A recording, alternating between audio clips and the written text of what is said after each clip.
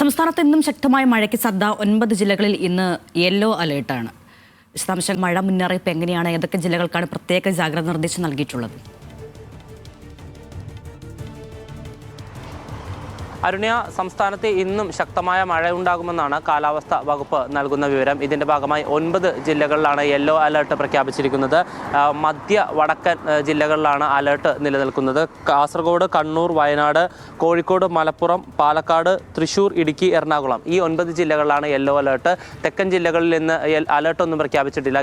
Green അലേർട്ടാണ് നിലനിൽക്കുന്നത്. അതിനോടൊപ്പം തന്നെ തീരപ്രദേശങ്ങളിലടക്കം ശക്തമായ കാറ്റിനും സാധ്യതയുണ്ട്. 60 കിലോമീറ്റർ വരെ വേഗതയിൽ കാറ്റ് വീശാം എന്നാണ് കാലാവസ്ഥാ വകുപ്പ് പറയുന്നത്. അതുകൊണ്ട് തീരദേശവാസികൾക്കും മത്സ്യത്തൊഴിലാളികൾക്കും ജാഗ്രതാ നിർദ്ദേശമുണ്ട്. വരും ദിവസങ്ങളിലെല്ലാം തന്നെ കേരള, കർണാടക, ലക്ഷദ്വീപ് തീരങ്ങളിൽ മത്സ്യബന്ധനത്തിന് വിലക്കുണ്ട്. അതിനോടൊപ്പം തന്നെ വരുന്ന 5 ദിവസങ്ങളിലും ശക്തമായ മഴ സംസ്ഥാനത്തുണ്ടാകുമെന്നാണ് കേന്ദ്ര കാലാവസ്ഥാ വകുപ്പ് നൽകുന്ന വിവരം. അതിനോടൊപ്പം തന്നെ കഴിഞ്ഞ ദിവസങ്ങളിലായി തന്നെ സംസ്ഥാനത്ത് വിവിധ ജില്ലകളിലെ ഡാമുകൾ തുറന്നിട്ടുണ്ട്. അതുകൊണ്ട് ഡാമുകളുടെ വൃഷ്ടിപ്രദേശത്തും അതിനോടൊപ്പം തന്നെ ജലാശയങ്ങളുടെ സമീപത്തും താമസിക്കുന്നവർ ജാഗ്രത പുലർത്തണമെന്ന് വകുപ്പ് അറിയിച്ചിട്ടുണ്ട്. കൂടാതെ ക്വാറികളുടെ പ്രവർത്തനം നിരോധിച്ചു.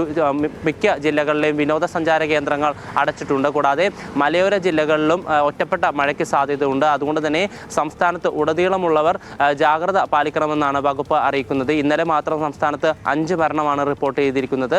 വരും മണിക്കൂറുകളിൽ ഈ അലർട്ടുകളെല്ലാം മാറാനുള്ള സാധ്യതയും കാലാവസ്ഥാ വകുപ്പ് അറിയിക്കുന്നുണ്ട്. അരുണ്യ,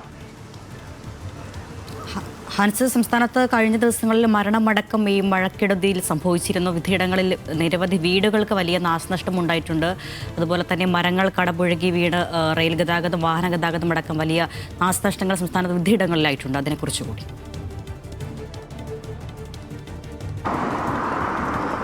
അരുണ്യ, ഞാൻ നേരത്തെ പറഞ്ഞതുപോലെ തന്നെ ഇന്നലെ മാത്രം സംസ്ഥാനത്ത് 5 മരണമാണ് റിപ്പോർട്ട് ചെയ്തത്. ഇടുക്കി, എറണാകുളം അടക്കമുള്ള ജില്ലകളിൽ ഇത്തരത്തിൽ മരം ഒടിഞ്ഞു വീണും ജലാശയങ്ങളിലേക്ക് വീണുമൊക്കെ നിരവധി മരണങ്ങൾ റിപ്പോർട്ട് ചെയ്തിട്ടുണ്ട്. അതിനോടൊപ്പം തന്നെ മലയോര ജില്ലകളിലാണ് പ്രധാനമായും ഇത്തരത്തിൽ രൂക്ഷമായ രീതിയിലുള്ള മഴക്കെടുതികൾ റിപ്പോർട്ട് ചെയ്തിട്ടുള്ളത്. അത് വിവിധ ജില്ലകളിലുണ്ടായിട്ടുണ്ട്.